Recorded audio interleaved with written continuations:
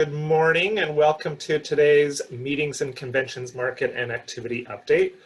My name is Lucas Pavan. I'm the manager of the membership team. On behalf of Tourism Vancouver, I want to thank you all for joining us today.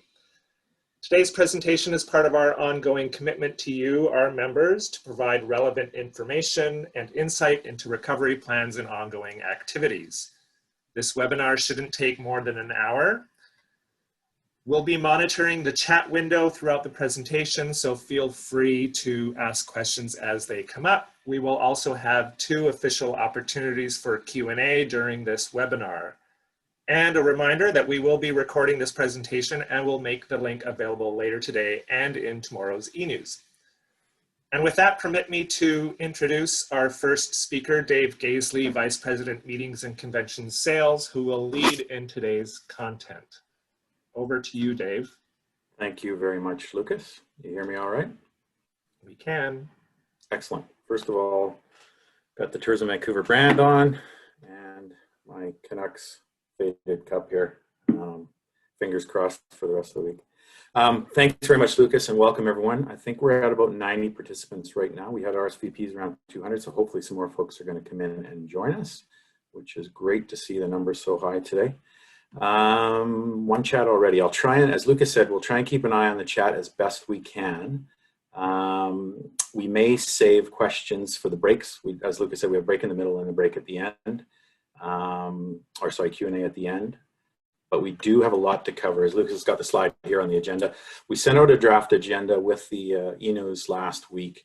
And of course, because there's so much going on, we have added to it. So we do have a ton of things to cover today. So we want to make sure we get through the full agenda. If by chance we are not able to answer someone's comment or question or feedback on chat, we will get to you afterwards. So please ensure your name is on there so we can answer all questions as best we can. We'll try and do some live today, but I'm sure we're going to have to answer some after as well. So we've got a full agenda. We'll talk a little bit about the Tourism Vancouver team as an organization, M&C, team and priorities, business on the books. Some really, really good work that's being done behind the scenes. Joanne Burns-Miller leading this. And thanks again, Joanne, if you're on a BC Meetings Events Industry Working Group, working on a document to get us back up and running as far as events sizes prior to vaccine. Michael is going to give an update on Canada International and some really exciting news about our M&C marriage with the destination brand. Michael and Yell and our team have been leading that. So Michael's going to update on that. Jackie's going to cover a whole bunch of stuff we're doing in the US market. And that includes some of our really, really important industry partnerships and programs and sales activities. As we all know, it's all virtual right now, and we've had some good successes virtual, and Jackie's going to share some of those. And then Sue Graham is going to bat cleanup here for us. We got some really cool new tools on the convention services side for attendance building. And as I said, we'll try and monitor the chat as best we can, but we may have to get to some afterwards. Next slide. Thanks, Lucas. As you will have seen in our e-news last week, these are very, very challenging times we're all going through. And as an organization, Tourism Vancouver had to make some very, very difficult decisions over the last couple of weeks. And in the e-news that Roy shared last week, our colleagues that were on temporary leave, unfortunately, those positions are now permanently laid off. And a tough one. We got some wonderful colleagues out there who've been dedicated to Tourism Vancouver and dedicated to our destination who are not able to be part of the team going forward. But we know all of our members are going through those same kind of difficult decisions as well. And as we often say, Tourism Vancouver is a reflection of our industry, and we've had to scale back a little bit, just as many of our members have. With that, we'll move to the M&C team. And this is your M&C team going forward. Prior to COVID hitting, we were a team of 19 full-time staff members and about 5 contract positions. And we've now gone down to a team of 7. Very, very dedicated, hardworking team. Michael's going to lead things in Canada International, working very closely with Michelle Taylor. Sue Graham is one of the most productive people on the planet. Sue is going to help support Michael and Michelle on the Canadian and international sales side. And then Sue's going to do convention service duty for everything, Canada, US, and international. Jackie's going to continue to lead our US efforts, working very closely with Owen and Lacey, and myself as a department resource, helping the full team wherever I can and helping industry wherever I can in my role. Next slide, please. As far as TVAN business priorities for the M&C team, you've heard me say it several times before, and I will say it again because it is very, very important. It's our rebook work that we're all doing. And this isn't just Tourism Vancouver team. This is in partnership with the Convention Center, with our hotels, with our TMCs, with our PCOs, with so many of our members that are helping us rebook the business that had to cancel this year, unfortunately. Citywides have been the priority. I'll share a few numbers in a minute. But I did want to make a note of our Convention Development Fund. It is in a very strong position right now. Russ does a tremendous job in leading the VHDA, and he's a core partner of ours, and the CDF is one of our biggest and most important investment tools. We are reinvesting that money from canceled business this year to try and secure that business for another future year. So that's a huge priority for us. And we're also looking at the business that is non-citywide in size, and of course focusing on the higher value ones to get them rebooked as soon as we can. The TVSP program is called the Tourism Vancouver Support Program. It's a financial, it's a layer in our budget for some financial support for non-citywide business. It's been very successful the last couple of years, helping us close, especially on the Canadian front, Canadian corporate business. It's really helped us. It's on hold right now, but we're really keeping a close eye on our budgets to see if we can reactivate that program and get those monies investing again to win business for the future.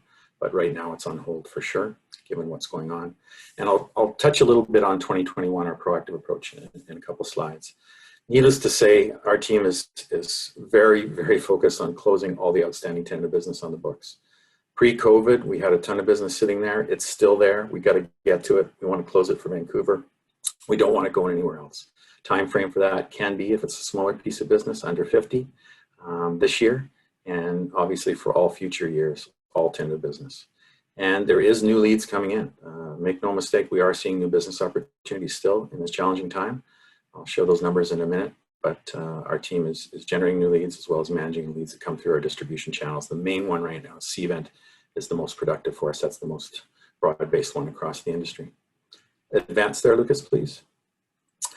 With our industry partnerships, it's one of our most important conduits to getting in front of clients. And we invest close to $2 million a year in industry partnerships in Canada, in the US. Jackie's going to share some of the ones from the US market for sure. We've had to reimagine, reevaluate, renegotiate to ensure ROI for Vancouver, given the changing dynamics of how we're going about sales and marketing. And Jackie's going to share a few of those successes with us. It's been a very proactive shift going from what would normally be in person, in market, face-to-face to virtual. And as many of you, I think, would feel the same, we were a little apprehensive about what kind of value we're going to get through virtual interactions. And I know Jackie and Lacey have had some great successes so far in things that we've sponsored, we've hosted, we've led online, and we've gotten really good exposure for Vancouver in that format. That will continue for the foreseeable future for sure.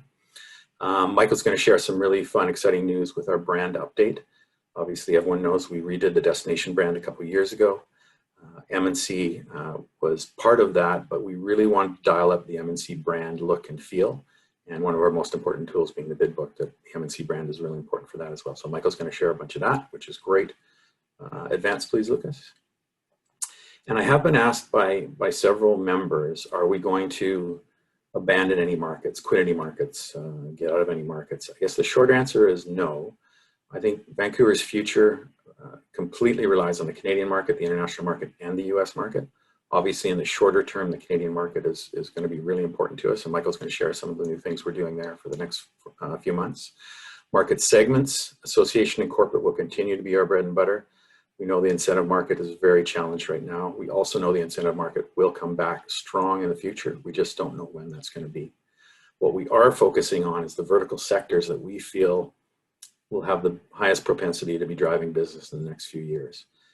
Obvious ones that come to mind are pharmaceutical, science, tech, engineering, financial insurance. Those are the market segments we want our team to be spending time on, because we think those are the ones that are going to drive some business in the next few years.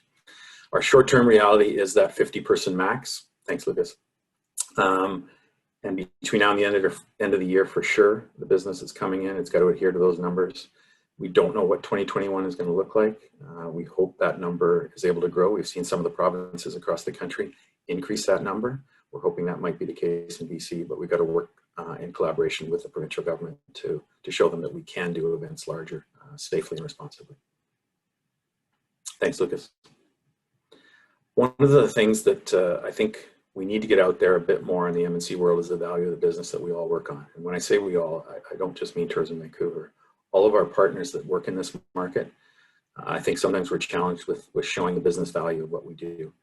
The last couple of years, we've done some very detailed and very disciplined exit surveys at YVR, and I'll thank my colleague Eugene Chu for the work here.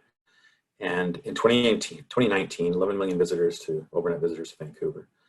Through these intercept surveys, we were able to find out that 5% of them self-identified as meeting convention attendees. They were coming to Vancouver specifically to attend a meeting, convention, or conference. So you do the quick math there, that's 550,000. And the best economic impact model out there is Destinations International. That's the organization that we belong to as a DMO. And the Event Impact Calculator is the tool we've been using for about 3 years now. You run that 550,000 through that model, and it's $1 billion industry in direct spending for you, all of our members, and for our destination. When you add induced and indirect spending, as many economists do, it's 1.6 billion.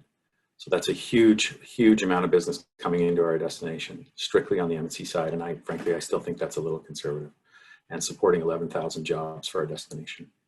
The M&C CRM, we touch about 25% of that. Obviously, that much of that business can go directly to our members and our partners, but through our CRM, we touch about 25% of that.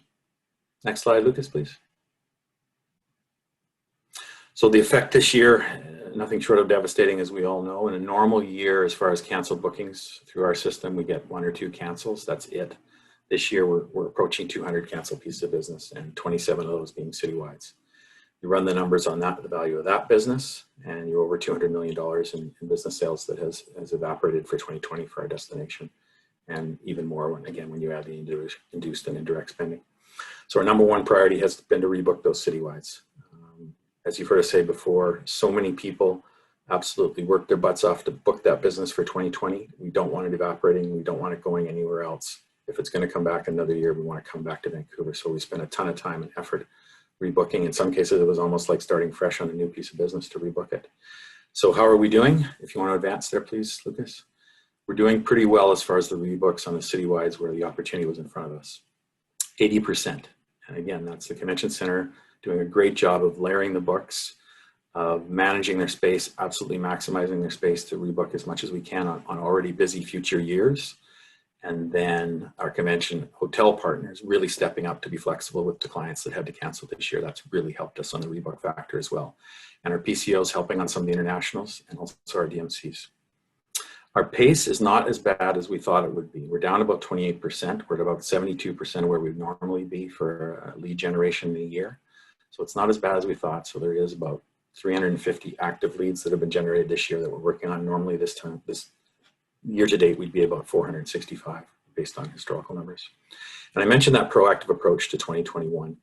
I think 2021, the reality is we don't know what it's going to look like. When we're talking to our clients, they don't know what their events are going to look like.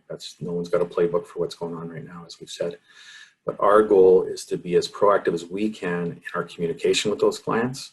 We want to ensure that they keep their business on the books as long as they can for Vancouver before they have to make any difficult decisions. We want to supply them with the most up-to-date information on Vancouver, on BC, on Canada, and we want to get them the most up-to-date information from them in turn on where their organizations are at.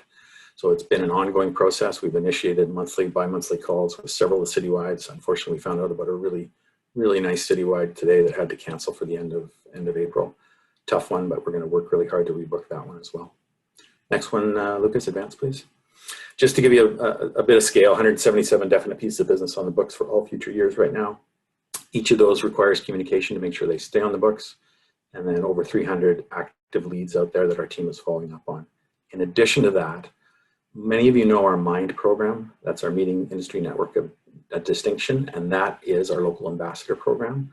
Those folks are the local people here in Vancouver, in BC, and in Canada that help us bring international conferences to the city. We work very closely with the VCC team on this one.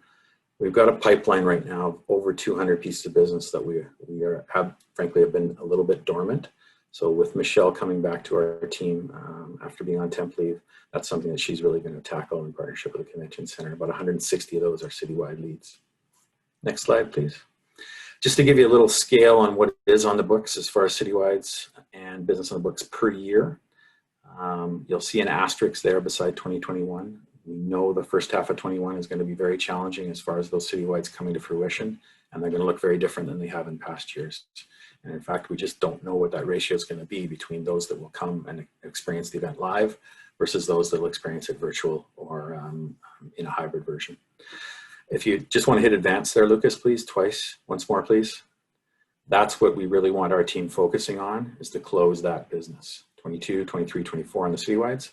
The 21 citywides there, that 5 with an asterisk, 4 of those are already verbal definite. So they're coming, it's just the form that they're coming in, we just don't know yet. But those ones for 22, 23, 24, that is a big part of our mandate right now, is closing those, as well as the smaller piece of business that make up those numbers in the circle on the right. Next slide, please, Lucas. One thing I did commit to updating everyone on is the great work being done sort of behind the scenes by the BC Meetings and Events Industry Working Group. And once again, huge thanks and appreciation to Joanne Burns-Miller, who's been leading this, and a really dedicated, hard-working group of volunteers on the left-hand column there, who've all been spending a ton of time preparing a document for our industry.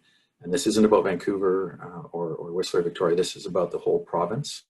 And it's BC, it's provincial and scope for the whole province. And they're on about draft number 5 or 6 right now. Actually, no, I think they're draft 7 right now. And just the working group advisors are listed on the right there. Lucas, if you go to the next slide, I'll just share where we're at right now. The document has been submitted to WorkSafe BC, and Joanne got some really good feedback from a senior manager at WorkSafe BC on some recommendations and suggestions for the document. As some people know, WorkSafe BC does not approve or endorse. They help provide guidelines to different industries on how they go about doing their business. But really, really good feedback. That was incorporated into the document this week. And then the next step is to get it in front of the BC Centre for Disease Control and the Provincial Health Office. And Joanne, she was fortunate to actually connect with a former high school friend who is actually a senior deputy within the provincial government. And they were giving us a little bit of inside help as to how to navigate getting the document in front of those 2 key organizations or those 2 key bodies. Once we get feedback from those will be incorporated into the document and will be up to draft 8 or 9.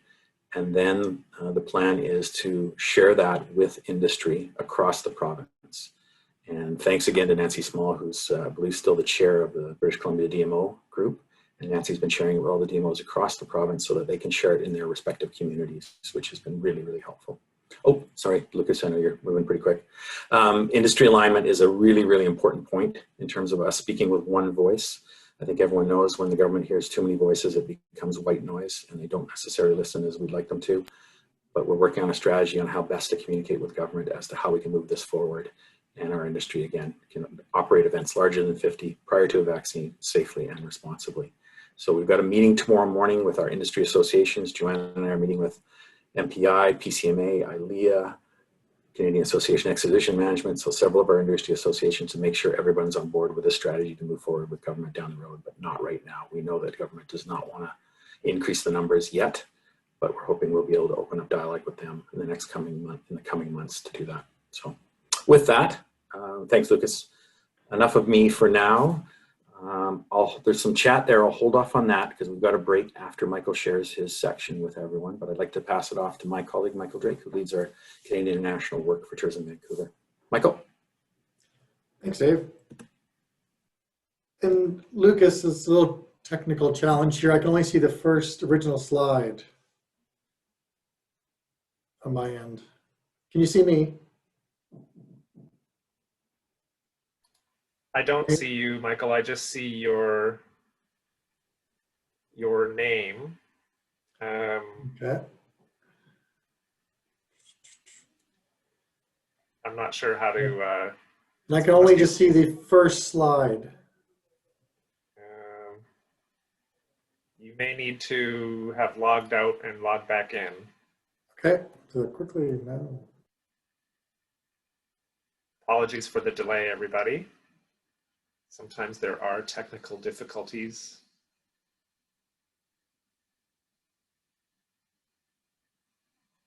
In the interim, did anybody have any questions? I'm looking at the chat, Lucas. Morning. I didn't see any questions in the chat. No questions or comments as of yet, as far as I can tell. There is a Q&A button for everybody to ask questions. If there are any questions, feel free to add those. Not yet either. We'll have them answered.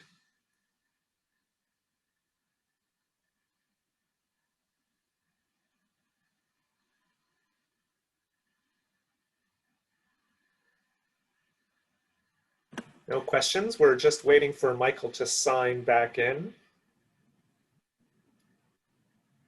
And while we're all waiting, perhaps I'll take an opportunity to, we do have a question from Nancy Small, Dave. Okay, let me go to that one. Thank you. Nancy's asking, where are the most of the new leads coming from in terms of geographic origin? The short answer is Canada, but we are seeing leads from US as well. International, not so much. It's pretty quiet right now.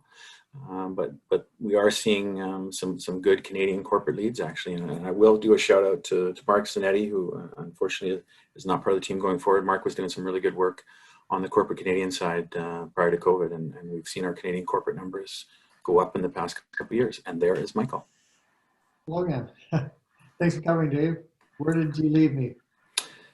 We just were answering, Nancy had a good question and Mark's got one as well on the Q&A, but I answered Nancy's. We can get back to Mark's afterwards. Are you okay? You're seeing it now, Michael, okay? Yes, a little change. Fantastic. Great. Well, thanks for the intro, and certainly wish I was in person today.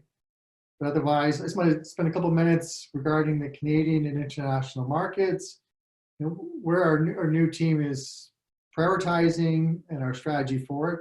And the Canadian national team now is really myself, Michelle, and Sue. Then I'm going to conclude with a presentation on our new brand and marketing for MNC. But it's really not going to surprise anybody that as we look at the market, it's a domestic market to start with. And so we're going to be focusing on the next 18 months on the Canadian market. And with this, one of our core markets has always been the international association market. We've been strong in it for years, and we continue to see clients coming out west and understanding the value of bringing their national association out to us. We're spending a lot of time rebooking clients that they've been canceling their 2020 conference or the 21 and pushing everything out. But they've been loyal to us and continue to stay in Vancouver. We're working on active leads from 2022 through 2024. And so far, we anticipate everything just to remain the same with regards to that. But last year, we were fortunate, and those that attended the CSAE conference in the Sheridan Wall Center, we were quite lucky to host the last in-person conference for CSAE, which really leads to one of our key strategies, is staying close to these associations. We know it's going to be a competitive landscape. Many of the other cities are going to have the same strategy. So now we're going to be sponsoring the CSAE National Conference coming up in the fall. It'll be virtual. And in addition, the MPI Ottawa, their virtual awards gala. But it's a great opportunity for all of you here to join in. You can sponsor, participate. But the more people we can have from Vancouver on these virtual conferences and awards gala, better to look for us. Now, when the time comes that we can actually safely host site inspections again, we'll welcome them in. But until then, it's going to be important that we continue our sales efforts and really show clients what Vancouver's all about. And with this, Michelle and Owen are working on new virtual site inspections. We'll be curating a whole series of site inspections because we know the convention center, hotel partners, attractions, a lot of you already have virtual offerings. So we'll curate a whole day of presentations and site inspections for them, so we can continue to close the business that we have and really show them what Vancouver has to offer. Next slide, please, Lucas. The market that we're seeing the most activity from at the moment is the Canadian corporate market. We know that they're anxious to meet again and in person. So this also will remain a priority market for the next 18 months. We're just working on a lead this year for September of next year for 500 people for a corporate meeting out of Toronto. But many of which, like this, are relocations out of the US or international. It's the only good thing to come out of the US border being closed, is that a lot of these companies based in Toronto are now having to relocate meetings they may have had down south or in Chicago, and they're looking to us. It wouldn't surprise you These corporations are based in insurance, financial, accounting, and business services. And we anticipate that this trend will continue for this market segment. Thankfully, Vancouver is still seen as a relatively safe destination, and I hope that our numbers hold that true and decrease so we can continue to promote ourselves that way. This market is really owned by a lot of third-party relationships, and we've been focused on them for years. Main ones are such as Meeting Encore, which we're about to align ourselves with them, so they go out to their corporate partners to bring meetings back again. Strategic Site and Mark Dossman just had a 15-year anniversary, so we were on a virtual toast with them. And we have great colleagues in Conference Direct. They're even based here in Vancouver. So we're going to stay close to these to make sure that they know that Vancouver values their business. And same with industry associations. It's hard to believe that the Site International Conference was just hosted at JW in January. And with the international president being from Canada, we had a lot of Canadians at that meeting. And this is really their last memory and perhaps the last in-person conference they would have attended. So I'm thankful that we've had that. And as a result, we'll be hosting or sponsoring Education Day, October 29th. We actually have some Canadian or Vancouver speakers in there. And for MPI Toronto, we'll be sponsoring the AGM on September 24th. But again, these are two events where I encourage all of you to join in, register for it, or sponsor it yourselves. The greater the Vancouver presence, the better. Next slide, please. It's going to be helpful to understand what our corporate clients are looking for and what's changing in their mindsets. And I was recently invited to Canada Life's advisory board on how to proceed with new meetings. For those that aren't familiar, Canada Life is a product of a merger between Great-West Life and London Life. And this is their focus going forward and what we can expect from many other clients when they return to meetings. As a destination, health and security is number one for Canada Life. And they want to know what are the health protocols here versus Toronto or Quebec? Do people wear masks? What happens at restaurants? So really, are we on top of it here as a city? They're also very interested to know what the meeting design is. Does your venue have social distancing requirements, cleaning procedures? They really want to know all of this before they're going to proceed. And for facilities and hotels, what's the greeting like? Do they have to wear a mask in the hotel? Food and beverage, are you offering buffets or not? Preferably not. But all this will be important in the sales process now before they even get to rates and what we have to offer. But what came out of this board meeting were some common comments. They see the value of face-to-face meetings, but they're really not comfortable traveling until there's a vaccine. They want to meet face-to-face with their clients, but health and safety of the attendees and the families is number one. And we will continue to see this trend as we move forward and as we respond to RFPs. Next slide, please, Lucas. We've always been strong in the international association market, and this is our long-term focus. As Dave had that slide about citywide conventions, and you saw how many we're building for future years. And this really is coming from the international association market, along with the US market that Jackie will talk about. Earlier this year, we were very fortunate to be ranked number 2 in North America for international association meetings, and 32 globally. And I'd love to keep that ranking as we move forward. As a result, we need to stay focused on it. We've been very successful in rebooking all the cancellations. We pretty much have a 100% success rate. And this week, we're working on bids for 2024, 2026, and beyond. But it's good to see that these associations are confident in the future of meetings and continue to be selecting cities. A big piece of this has been our MIND program, which we've run for years. It's over 20 years old. And this is where we leverage relationships with University of British Columbia, Simon Fraser, and the Board of Trade, really leveraging our conferences with our strengths in industry here in Vancouver and in Canada.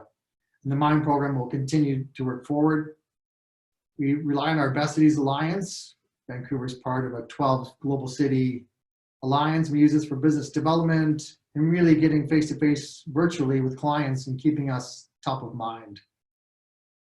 And IAPCO, which we have 3 members here in Vancouver. You see the photo here on the right. This is from February, one of the last meetings that they had at the convention center. These are all global PCL owners who came in here and we will use the relationships we've developed with them to really grow this market into the future. Next slide, please, Lucas. And lastly, a lot of you are working in the international corporate meeting and incentive market from a variety of countries, Mexico, China, Australia. It's the highest spend market segment and will be valuable to us, but we know it's going to be a while before it returns. We've had great success over the years, and right now the goal is to keep relationships going. Unfortunately, we've had to put our international offices on pause, but we have prioritized the UK market, the Mexican market, and in Asia Pacific. So we're going to do all that we can to keep these relationships going that we built over the years. And we know you as members also have equally strong relationships. So however we can help you in these markets, please reach out to me and let me know. Next slide, please, Lucas. This is one of my favorite photos here. This is the Grand Fondo. I call this is what traffic is really like in Vancouver compared to Toronto. But we understand in the short term, there are great opportunities within the events and festival market and can really create some short-term demand. So shortly, you're going to see a new project come out of Tourism Vancouver that's going to address event producers and really help draw some sales activity for all of you. In addition, Michelle and Tanya over at Sport Hosting Vancouver, they're continuing to work on future bids for sporting events. They're working with confirmed groups and championships to make sure that they stay or relocate back into Vancouver in the future. Meanwhile, also looking to regional opportunities. We know that our consumer is going to be from BC and Alberta for the next foreseeable future, and so regional sporting activities are also top of mind for them. Thank you, Lucas. This is a little summary of where we are at, and encourage you, if you have any questions about specific markets or what we're doing, please reach out to myself, Michelle, or Susan. We're going to do a little switch now and move from the sales side to a very exciting brand project.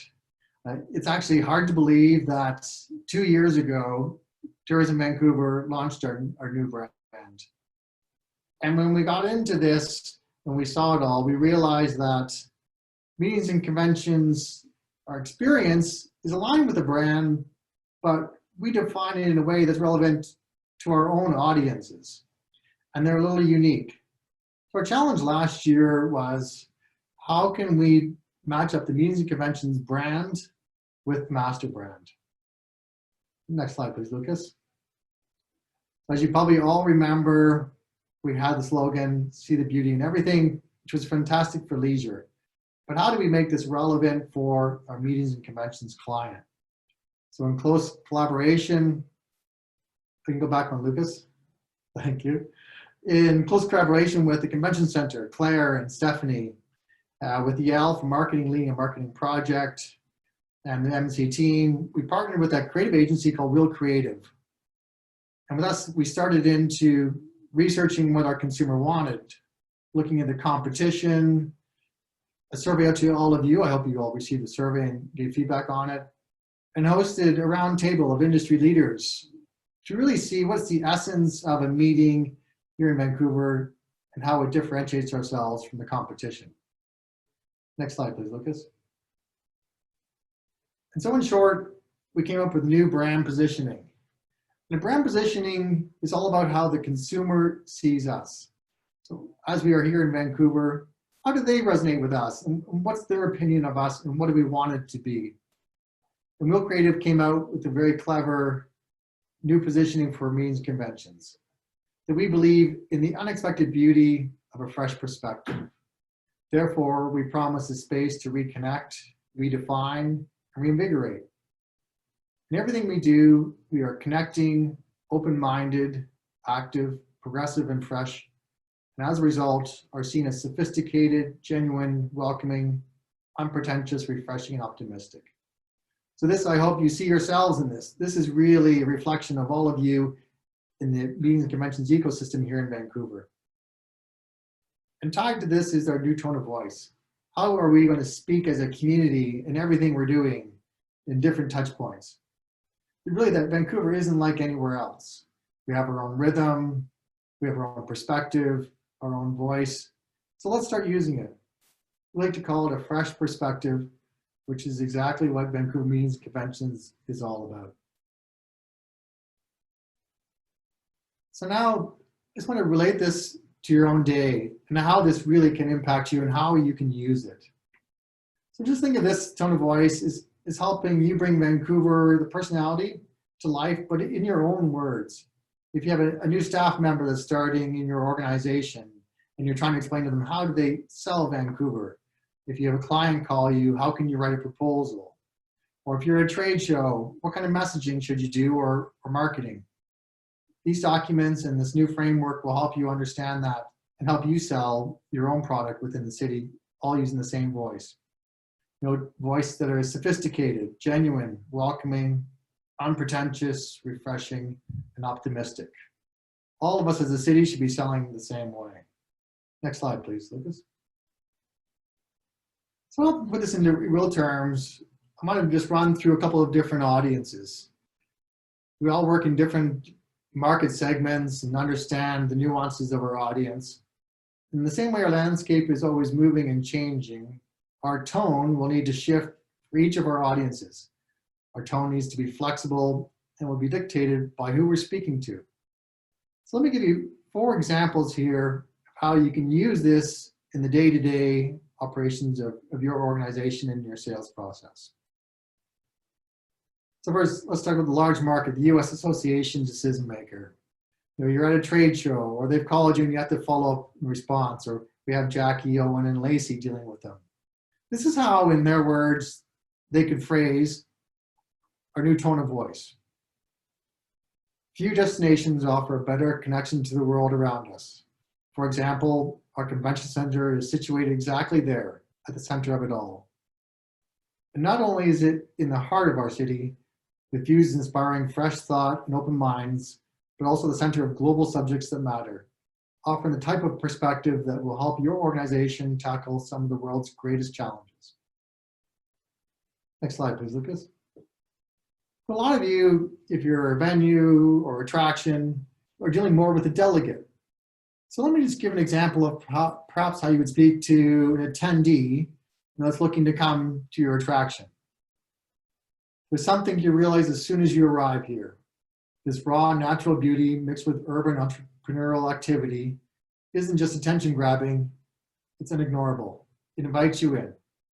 And when you have to go, you'll find something else. That even though you're leaving this place will probably never leave you. Next slide, please.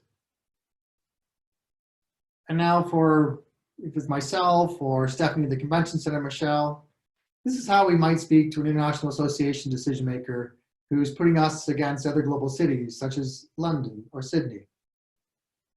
If you're looking for a whole new perspective, bring your meeting to Vancouver.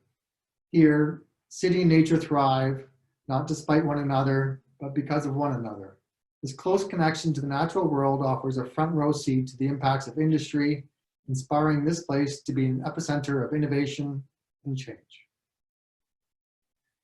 And lastly, our incentive decision makers.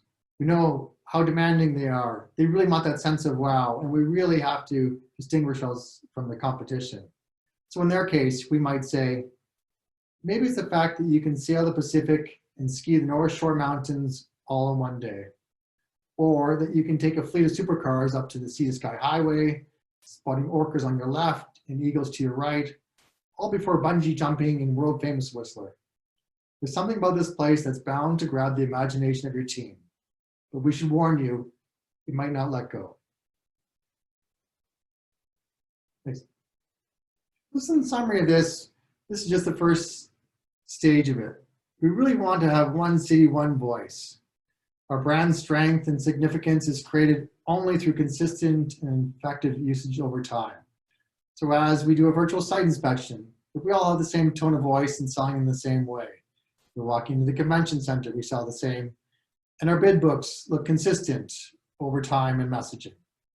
But more to come from us as we launch our new MNC brand in the coming months, so please look forward to more news from us and a new brand guideline to really help you sell. So thank you for that. We now pass it back to Dave to some Q&A for the first half of the event. Thanks, Michael. And fantastic job. I mean, I got to really commend you and Yell on this, the work you guys have put in with the team and Candace on the marketing side and others. For our members that are listening today and watching, this is something we've talked about doing for many, many years. In the past, we never really had the resources to do it.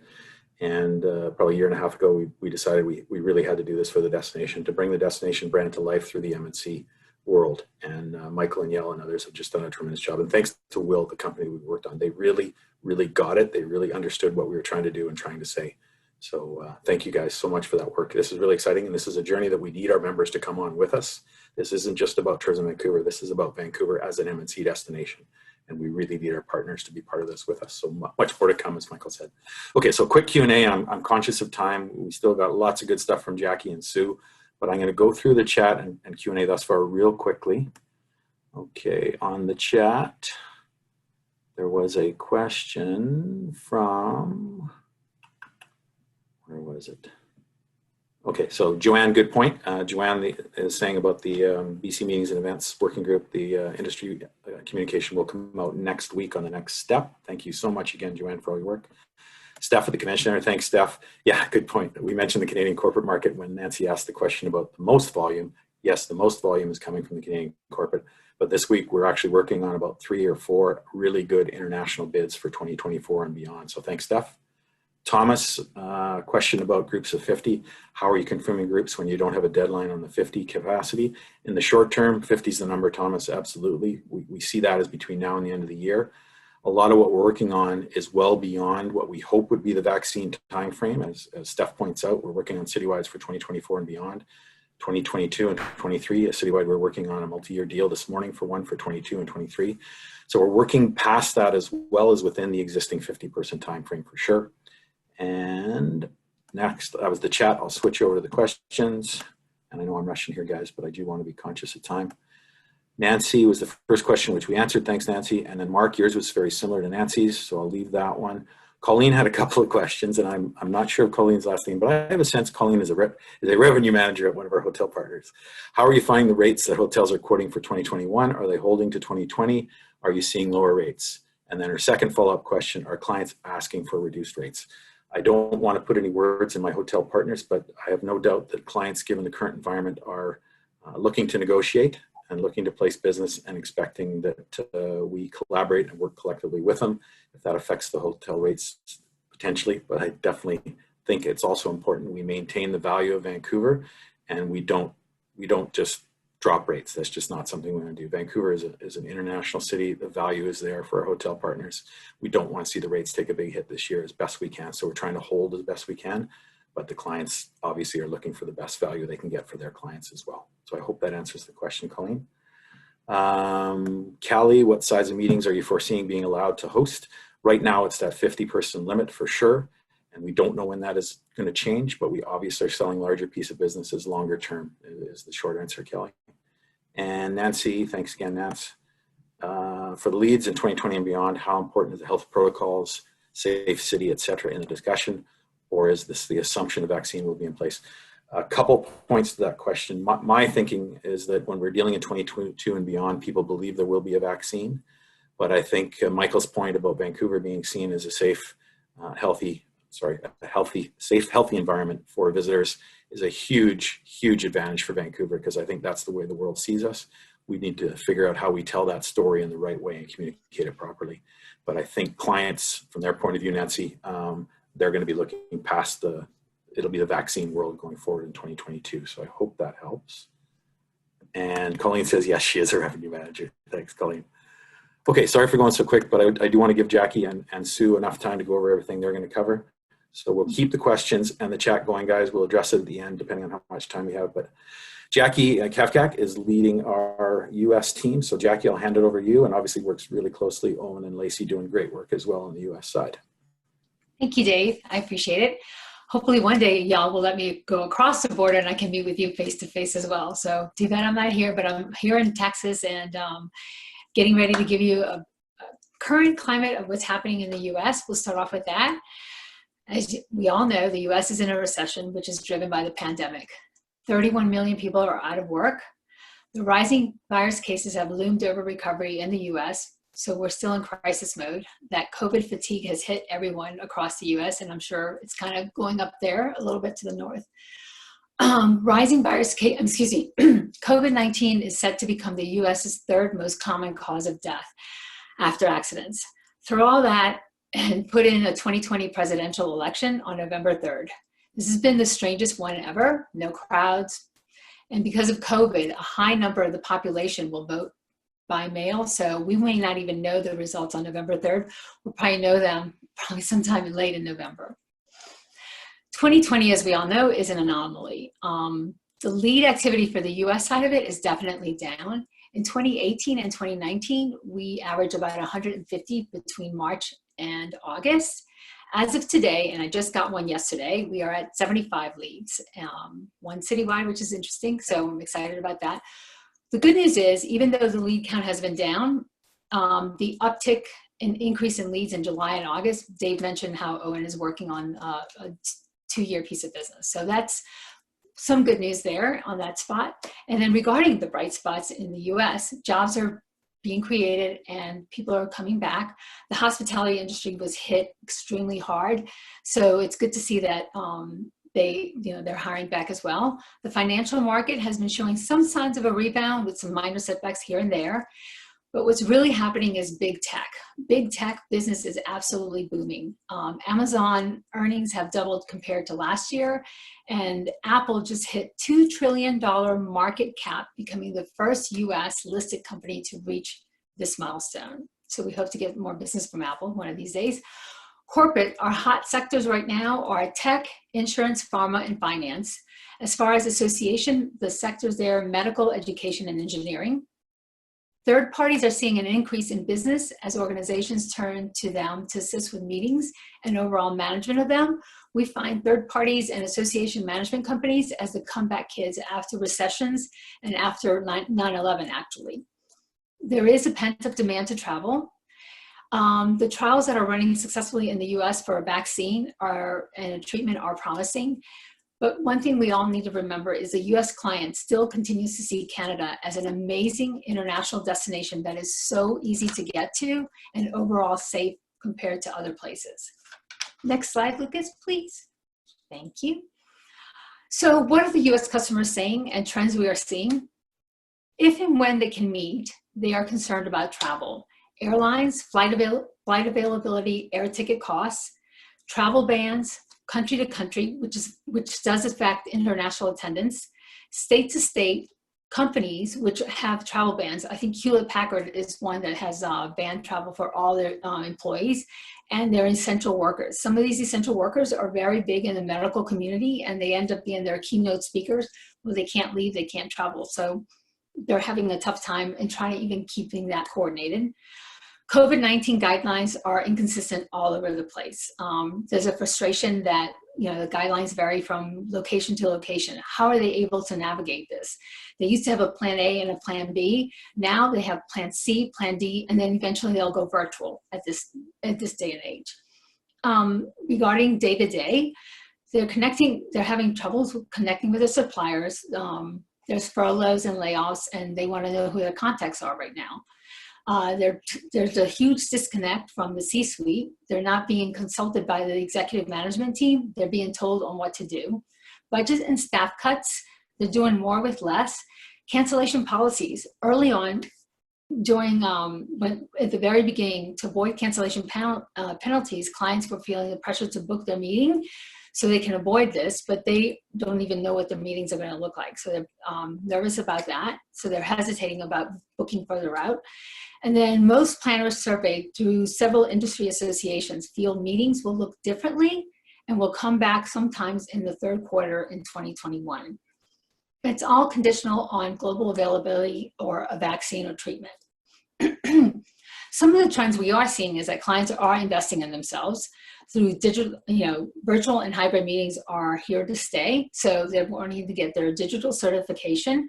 They're getting a deeper understanding of contracts, force majeure cancellations by doing a deeper dive in legal terms. Medical, they have to know all the guidelines to keep their attendees safe, as well as managing budgets to go with these changes. There is a desire to see case studies that can show what does work as opposed to what they can't do. And there still is a pent-up demand to meet. There's a misconception, somebody asked that question about the hotel rates. Yes, they're seeing that there is a misconception on the hotel rates regarding COVID-19. Rates quoted for future business are in some cases pre-COVID rates, and they want to see rates that reflect actually the market today. They do understand that this is short term and that this will change in the future, but they're not seeing any of the rates that reflect that market today for their, that might affect and grow the business for the short term. They are open to virtual site inspections. They're open to it if it's organized properly. They're also finding associations and third parties are struggling to some degree right now. Associations whose demographics are boomers, the older generation, are not able to have their meetings because these people aren't traveling. So we're seeing those kind of meetings, even musical education type groups, probably not making it after COVID-19. And then what else? Oh, the third parties. We're finding some third party clients are working pro bono until the meeting starts ramping up again. They also want to work with destinations who will work with them to figure out what the new meeting will look like post COVID-19, as well as be willing to share the risk with them. Next slide, please. Lucas. Thank you. So how can we help? We need to be more proactive. So we have been since March. We've been engaging with our clients through Zoom meetings. Initially, we worked with canceled citywides to rebook for a future year. And as you heard from Dave, it's been very, very successful. Now with most 2020 meetings rebooked and then the contracting cycle, we have reached out to our 2021 citywide clients to set up Zoom meetings to actually keep them up to date on all that's COVID related, on the latest things, provide latest contact information for the hotels and the convention center, and assist them and support them with our local resources in any way we can with their meeting. But also get a better understanding and learn what their plans are regarding type of meeting and what their attending numbers will look like. So in hand with these client meetings, we've also been meeting regularly with our hotel partners in the convention center to ensure that 2020 contracted hotels are able to contract in the future years, that the dates are available for them as well. And then also strategize as a whole and be one voice to our client. This reputation of us being a unified community has gone a long way, especially during a time like this. And clients are definitely sharing this information to their colleagues. Another item we've been working on is utilizing our paid strategic partnership activations with industry associations such as PCMA, MPI, Conference Direct, and AMC Institute. We had to renegotiate these partnerships because for 2020, the value add was geared towards face-to-face, and now we had to make the shift and make it towards a more enhanced presence in the virtual space. We also had to work with them to delay some of our marketing value ads to 2021 to try and time these ads so when the borders open, we have something to say, we have a story.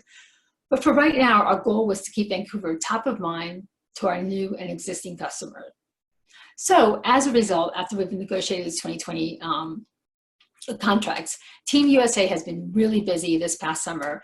We either hosted or attended several events. We've had CESA's annual meeting, FICP's education forum, AMC's Institute Engage, SEMA, Corporate Event Marketing Association, where Lacey did a little segue from Vancouver introducing our hosted event. We're also been doing something with Destination Reps in Chicago. And then this week, Lacey and I will be participating in Association Forum Forward meeting, and then Owen is also participating in CVent Connect. So these virtual hostings, we've been really, really creative. We've done some coffee chats, we've done happy hours where we've created a Canadian drink from Vancouver, and everyone had to have it in the, before the meeting. And then we've also used a gamification presentation. So we're trying to be really creative in that space to see what keeps clients interested and wanting to learn more about Vancouver. Also, we've collaborated with MTV in the Chicago and DC markets, which are one of our biggest markets with Montreal and Toronto. We call it the MTV partnership. So it's kind of like a one-stop shop access to 3 of the largest Canadian cities, and clients have found they've actually really, really enjoyed it. And we may be continuing these partnerships with some of our strategic partnerships in the future. Our presence at these events are still also with the same messaging that when the time is right, we want you to come back. We can't wait to have you come back to our city. Next slide. Thank you. So with that, we are also, actually, you're a little bit ahead, so sorry about that, Lucas. So regarding driving business, you know, we have to put more leads in the pipeline because we've noticed now, obviously 75 right now is not what we're used to. So what we're doing now is we're focusing on in-house and multi-hotel lost cancel groups and are reaching out to these clients to reconsider Vancouver for either the same meeting that we had not tried to yet rebook or generate new lead opportunities. As Michael had mentioned, we're the virtual site inspection, which is work in progress, but Michelle and Owen are working together to create the site inspection template to include our new MNC branding that Michael was presenting as well. And then mining new relationships and new business through virtual events, that's what we're in now. So we're staying proactive, keeping Vancouver top of mind through marketing, the strategic partner activations, and direct contact with customers. So once again, when the time is right, we are ready for them. Okay, next slide. Yes, so how can we help? The other part of this is the new part. What are we going to do with new ideas? You know, what are we doing moving into the future? This is a totally different space. And we know we can't do this alone because we've worked so well with our hotel partners and the convention center. So we've come up with some ideas that generated from the previous proactive and driving business ideas. So in the past, to turn it up a notch, our virtual hostings through various avenues with strategic partner activations.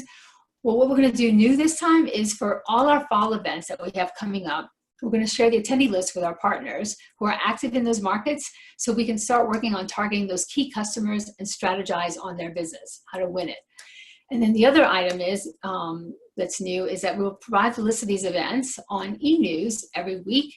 And hopefully we can have our partners join us and collaborate with our customers at our events.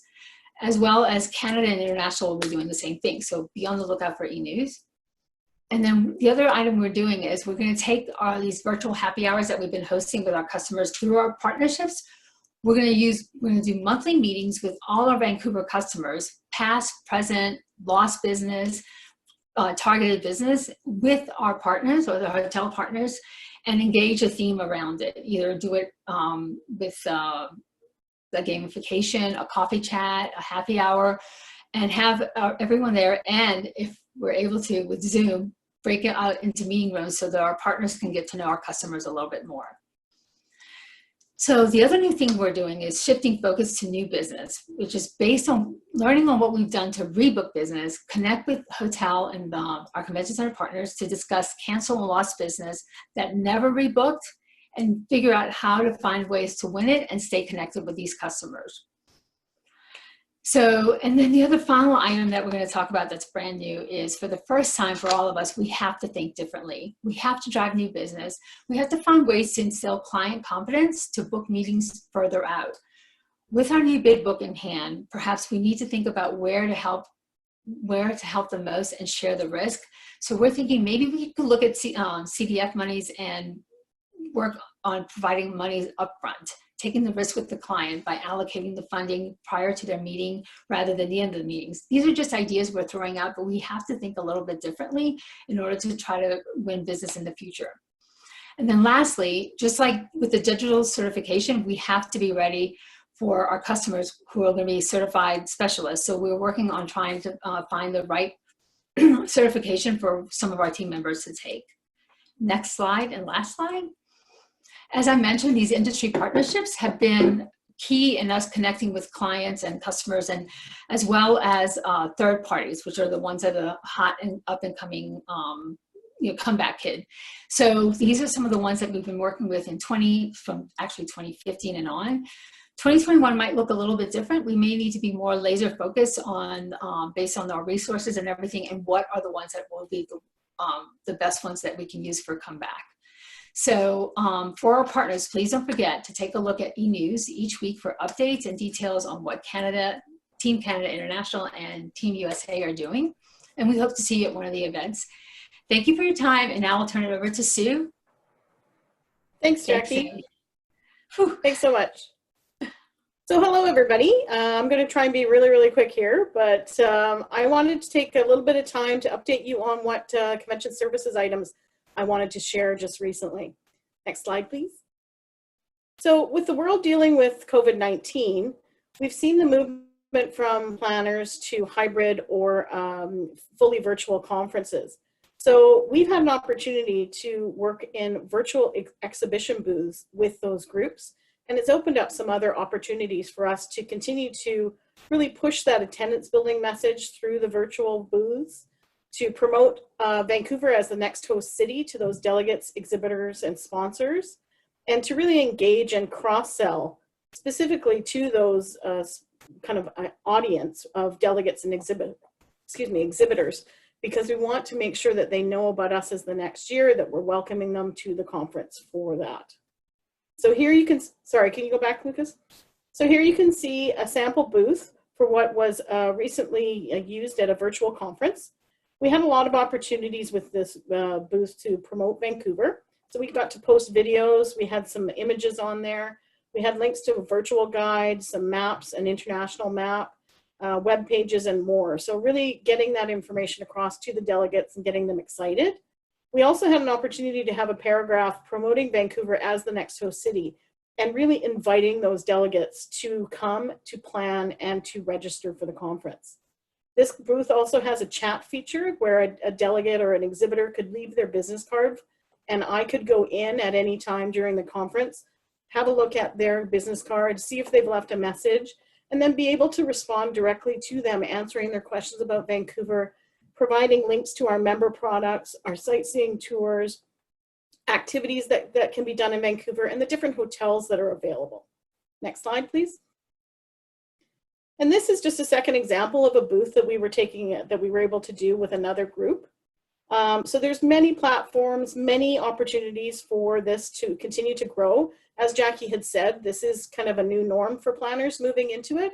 So it is something that Tourism Vancouver recognizes that we'll probably need to create a branded Tourism Vancouver virtual booth with specific avatars, specific spaces for messaging, the chat feature. So again, we can engage one-on-one with those delegates and exhibitors and sponsors, but also maybe throw in some sort of an activation for gamification where we can encourage the connection to those delegates and push Vancouver products, Vancouver suppliers, information to them, and drive, again, the strong interest in registering for the conference next year.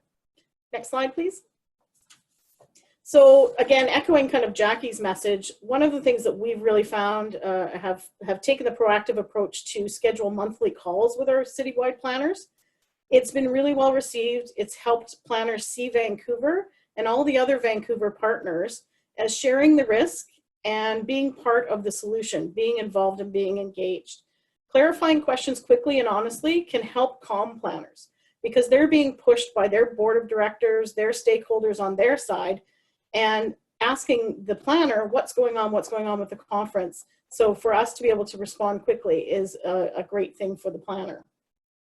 It also allows us to reinforce the strong convention services support that is ongoing. So right from the beginning of them choosing Vancouver through to hosting it in Vancouver in the year that they've chosen, we can continue that messaging. Next slide, please. As part of the booking and rebooking strategy, we've been able to work hard to track not only the citywides, but obviously all the other group sizes, which are vitally important to the city. We're in constant communication with our planners and hotel partners to track meeting movement and the status of conferences during this difficult time.